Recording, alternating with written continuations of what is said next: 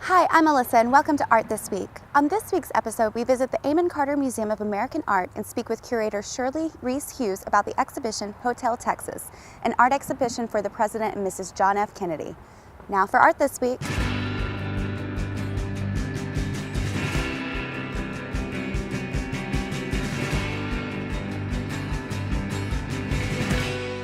Hi, I'm Alyssa. I'm here with Shirley Reece-Hughes, curator for the Amon Carter, to discuss the new exhibition Hotel Texas. Thanks for being with us, Shirley. It's my pleasure. So first of all, this show originally was at the Dallas Museum of Art. It's now here at the Amon Carter. Can you discuss how the collaboration between the DMA and the Amon Carter began? Yes, Olivier Millet, the deputy director of the Dallas Museum of Art, really was the one who wanted to create this exhibition. And he called Andrew Walker, our new director, at the time, and said, could you partner with us? We'd really like to see this happen.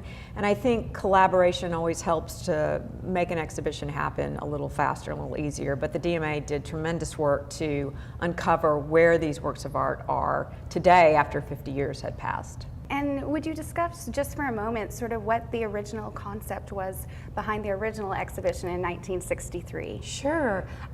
News of the Kennedys' visit to Fort Worth started hitting the newspapers in early November. And it was really Owen Day, who at the time was worked full-time for Bell Helicopter, but also wrote a column called Art Happenings for the Fort Worth Press. And when he read in the newspaper that the Kennedys would not be staying in the most luxurious suite at Hotel Texas, he decided that something needed to be done and that they really wanted to create the best possible welcome for visiting dignitaries, but particularly President Kennedy and his wife.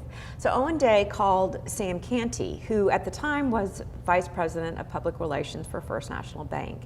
And Sam Canty was also a major patron of the arts and good friends with Ruth Carter Johnson.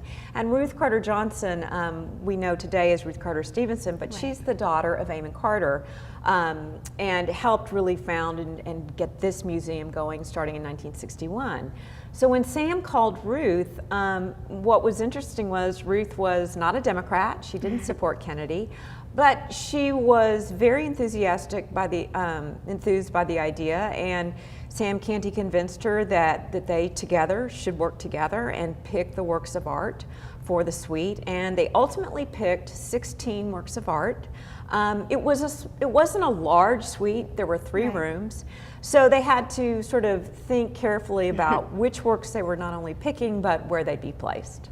And when you were regathering the works for this exhibition, what were some of the considerations in that? You know, we're so fortunate, the private collectors, the exhibition when it was created in '63, many of the works were owned by private collectors. There were a couple in public collections, like the Thomas Eakins Swimming, which at the time was in the Fort Worth Art Association. But really, it was the private collectors, like the Weiners, and it was the descendants of these collectors that were willing to lend today.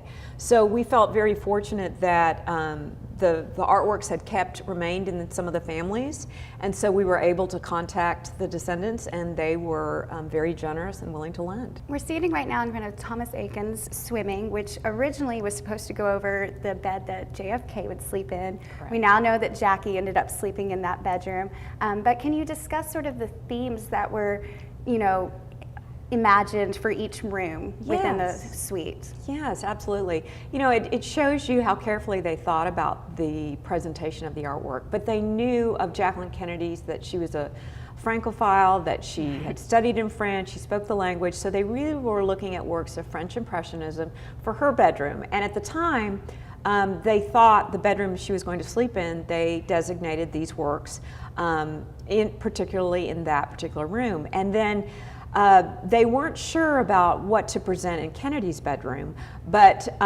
they knew that he had a love of Winslow Homer, and so they were thinking great American art. And of course, Kennedy was quite an outdoorsman, so they thought the works that were in his suite, like the Thomas Eakins that was designed for his suite, or the Charlie Russell, had sort of a more outdoorsy, sportsman-like quality to them. You can see there's a little bit of a gender difference. we always wish in retrospect we had more photos of those last few days of the president's life. However, there is quite a bit of documentation here. Could you discuss with us how the documentation, what the sources were? Yes, absolutely. Fortunately, when they created the exhibition in 1963, Sam Canty made a little art brochure that went on the coffee table for the Kennedys to find. And that brochure listed all the artworks that were included in the exhibition. So having that brochure, which was actually, right. There was a copy in the Amon Carter Museum of American Art's archives, having that copy, that was a guidance tool. And then also the newspapers. And a lot of some of the ephemera material came from the Sixth Floor Museum, which had collected these things. Okay. And the photographs that are presented in the exhibition were actually part of Owen Day's family, and they were kind enough to lend these to us. It was Owen Day who sort of recognized the importance of the exhibition and had a photographer from Bell Helicopter, Byron Scott, come to the suite to photograph it. And the Secret Service said that he could only come in and photograph after the Kennedys had left. Right. So having those photographs as sort of a guidance, and an awareness of where the artworks was placed was immeasurable. And those photographs are on view here in the exhibition. To finish off, what is the hope that this exhibition will do for JFK's legacy? One thing that the hope is to reflect on this particular cultural moment and to think about not only this moment in history, but also to think about the generous spirit of the community who really wanted to welcome Kennedy, even though it was completely nonpartisan, even though a lot of the lenders were Republicans. There was really this coming together and to honor the president, and unfortunately the assassination really eclipsed the exhibition. Right. So it's not till 50 years later that we're able to revisit this moment in history and think about it. We want to thank Shirley for speaking with us. For more information on the exhibition, go to cartermuseum.org. That's it for Art This Week. Thanks for watching.